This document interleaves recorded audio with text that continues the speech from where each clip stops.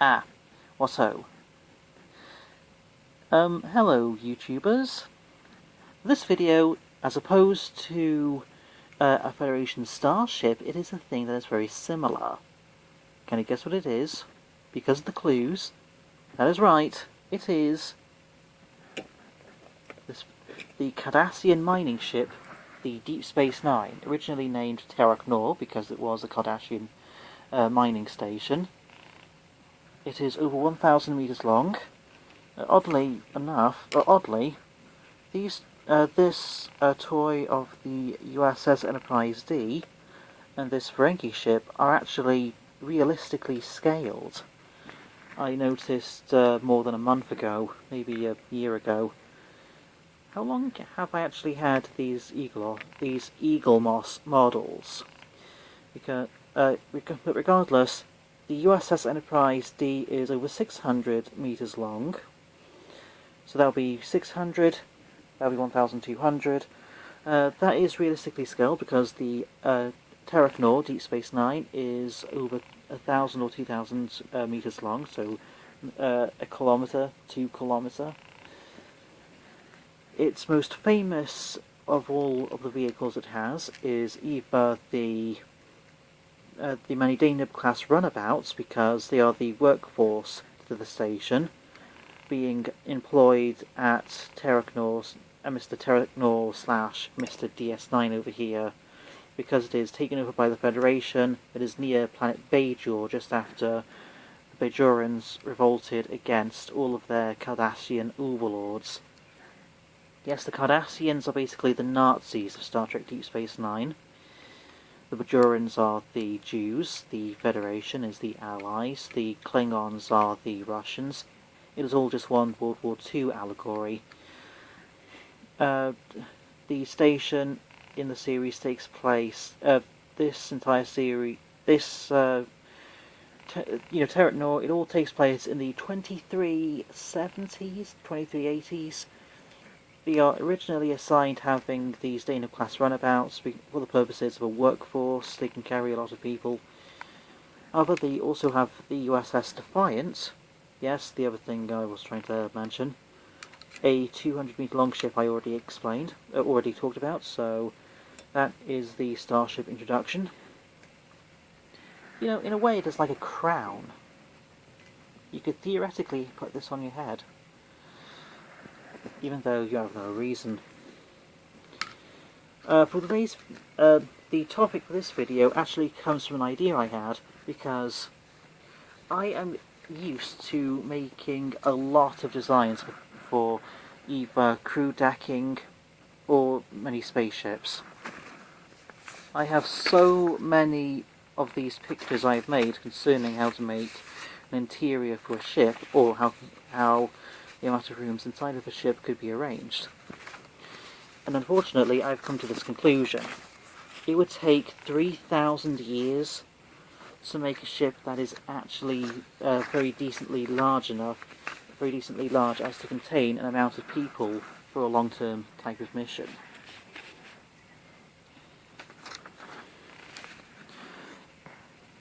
So here is where the maths of the situation becomes a lot more dire. Assuming the ship has to contain 100 people, that means I'll have to use the cubic hectare or the squared hectare system.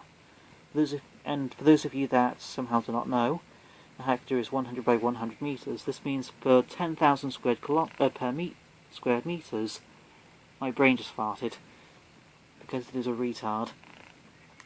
That means per 10,000 squared meters, or 100 by 100 meters, you will need 2 decks consisting of over 50 rooms. Over 50 rooms, though it is more likely 63 rooms, meaning, yes, it is over 50 rooms. Originally, I have designed an entire hectare, or 100 by 100 meters, or 10,000 meters squared, as to fill in as many people as I can. Though I have those 63 rooms per 10,000 squared meters, 13 of which have to be for other things. For example, stairs. For example, a set of stairs, or any number of other things. Though these can be a matter of 10 rooms, but just in case I've taken away 13, so it is a clear 50 rooms. This means the 50 rooms have to carry 2 people, as you have an entire crew complement of 100, or you could have 2 decks for compensation. This means there'll be another 13 rooms that are for an additional. For my ship designs, of course for all of my ship designs there is this detail. Every deck is 10 meters thick. That is 5 meters of actual head height and 10 meters of systems.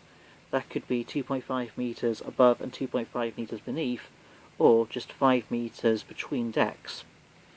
That's for the purposes of supplying every deck for all of the hot air and cold air and other resources that could be required, such as the water that goes into the bathtubs, or any number of things. It all has to be calculated. Just in case these floor deckings may have to be very reinforced, maybe using a type of graphene or carbon nanotubes or other metamaterials. That brings us to the metamaterials. But first, just before we get to all of our way to the metamaterials, you have the actual the sizing of the rooms themselves. This type of design uses any 10 by 10 meters for any one room, though 8 by 8 meters is the actual room because you have a meter of a wall followed by 8 meters of a room followed by a meter of a wall, and the same in the other direction, or the paralleling direction. So you have 8 by 8 meters of actual room itself, though this room can contain 3 king-sized bunk beds. Yeah, 3 king-sized bunk beds. Meanwhile, there's also a very tiny bathroom that could house a toilet / bidet, a sink, and a bathtub, and a tank for containing the amount of water for the bathtub at any one time. There may also be closets or wardrobes. This brings us to a more three-dimensional aspect. As for this design, any corridor is 5 meters wide. That means you can have 3 meters in the middle, followed by, or by the left and right, you have these rows or these entire sections, these very long, these entire sections of corridors. You should know what I mean. These are cupboards, closets, or lockers that are a meter sticking out from either 2 of the walls, all but for an amount of room prior to entering any one room.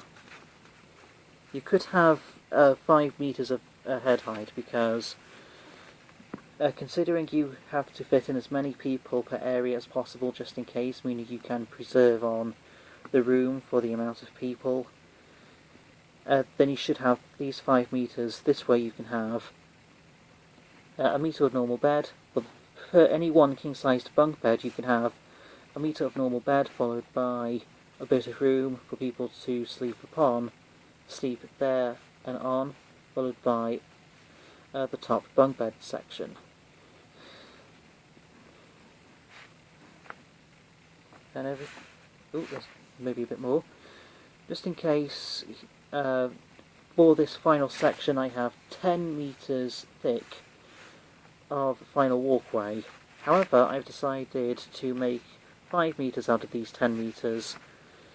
But here is all 2 sheets of paper combined of all of their information.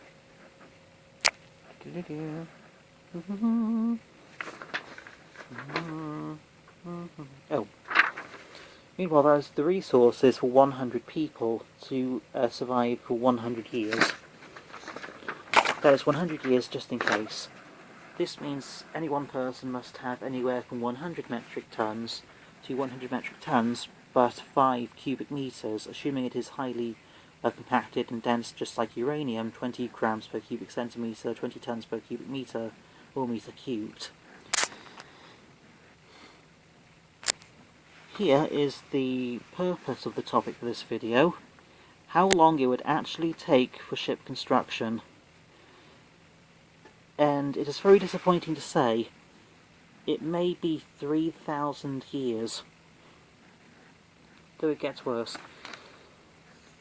This takes into account how long it was, how much, or how many cubic meters any one craft may be able to bring out into orbit, an amount of material at any one time, and assuming a shuttlecraft can deliver an amount of resources, an amount of cubic meters per any one time, assuming 10 crafts, 10 American shuttles per day of constructing, that is, per hour, so 10 ships per hour over the course of 12 hours per day, 7 days per week, 40 Earth weeks per Earth year. This means it may take 2 years just for the purposes of delivering resources, but considering the size of the sort of ship you need as to carry 100 people, carry the resources, the people, bits of equipment, fuel, the famous NASA Alcubierre drive. This may actually be 600 years. That's not so bad. That's assuming you go by its dimensions. So the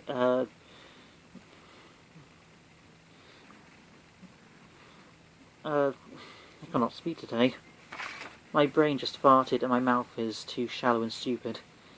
That's because, assuming you can consider the Alcubierre drive as being very collapsed to the hull, this could be 1 kilometre by 300 by 300 metres or 200 by 200 metres.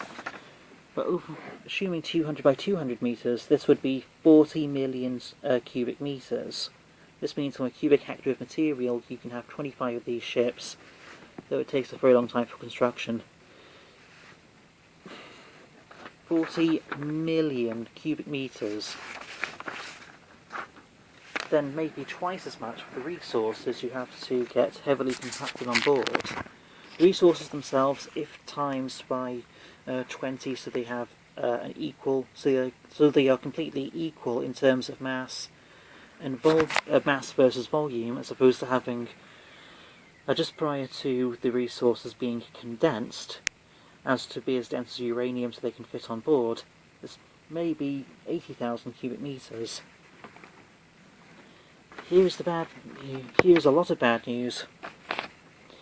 The ISS International Space Station consists of basically 1,000 cubic metres or 10 by 10 by 10 metres. But it has taken 10 years as to build. So, how about we do a bit of math, or maths for a second. That is 1,000 cubic metres, that's divided by 10 years. That means at most you can send up 100 cubic metres of material per a year. So you have how many? 40 million cubic metres times 2, because that is because you have the resources, things like food, being highly condensed as much as possible. And I have done all of the math, and I'll have to explain further in the comment section. That is basically 80,000 cubic metres, 80 million cubic metres. That is divided by how many? 100 cubic metres per year.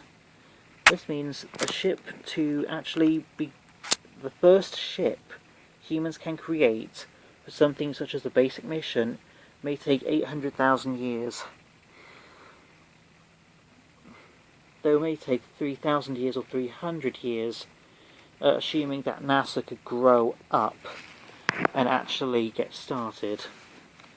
Considering NASA, SpaceX, and Blue Origin are very slow and stupid, then it may take a lot longer than 800,000. At least 100. But what do you think? Please comment down below in the comment section.